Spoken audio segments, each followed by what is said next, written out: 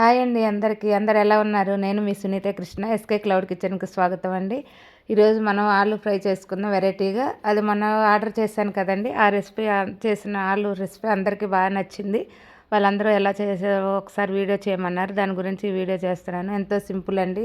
ఇదేం మన పెద్ద పనేం కాదు. ఫస్ట్‌గా ఆలును కొంచెం సాల్ట్ వాటర్‌లో మనం సోక్ చేసుకోవాలి. తర్వాత వాటిని డ్రైన్ చేసేసుకోవాలండి. ఒక జల్లెడ బుట్టలో వేసుకొని మొత్తం వాటర్ అంతా పోవాలండి. వాటర్ అసలు ఉండకూడదు.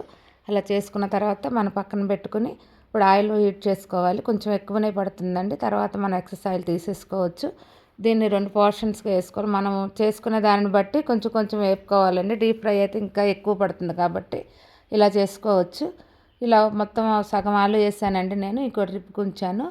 మొత్తం ఇలాగ నిదానంగా వేపుకోవాలండి. బాగా వేగాలి. కొంచెం మనం ఆలు తీసుకునేటప్పుడే గట్టి ఆలు ఉంటాయి. 2 రకాలు ఉంటాయండి.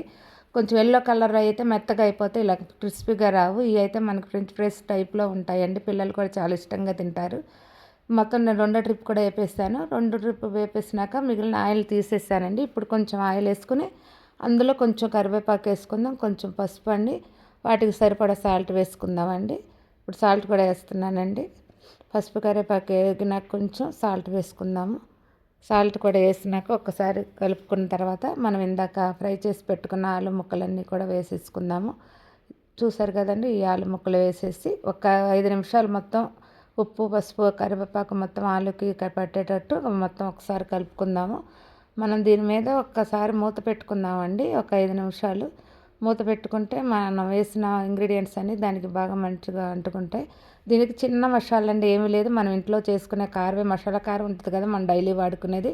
అందులో కొంచెం అంటే కొంచెం మనకు తీసుకున్న క్వాంటిటీని బట్టి మనం వేసుకోవాలి.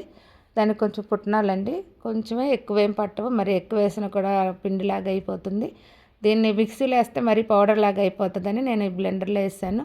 ఇలా కొంచెం పలుకు పలుకుగానే ఉంటే బాగుంటుందండి. చూసారు కదా, ఆలు చక్కగా మగ్గిపోయినాయి. ఇప్పుడు ఇందులో మనం చేసుకున్న పౌడర్ని వేసేసుకుందాము. మొత్తం వేసేసుకుందామండి. నేను కొంచెమే చేశాను, చూసారు కదా. మనం చేసుకున్నది సరిపోతుంది కరెక్ట్గా దీనికి. మొత్తం వేసేసి ఎక్కువసేపు కూడా ఉంచకూడదండి. వేసినాక ఒక 5 నిమిషాలు వేసి మొత్తం కలిపేసి మనం బాగా కలిపేసుకుంటే ముక్కలంతటికీ మనం వేసుకున్న మసాలా చక్కగా పడుతుంది. చాలా టేస్ట్గా ఉంటుందండి. మనకి సాంబార్లోకి కానీ పప్పులోకి కానీ సైడ్ డిష్గా ఇది చాలా బాగుంటుంది. ఆ రోజు మా ఫ్రెండ్స్ అందరికీ ఈ డిష్ చాలా నచ్చిందండి. అందుకే వాళ్ళందరి కోసం మీకు కూడా వస్తాను పెట్టాను. నా వీడియోస్ కనుక మీకు నచ్చినట్లయితే లైక్ చేసి షేర్ చేసి సబ్స్క్రైబ్ చేయండి. మీకు ఇలాగే ఏమన్నా కావాలంటే ఆర్డర్లు ఇవ్వండి. Thank you for watching.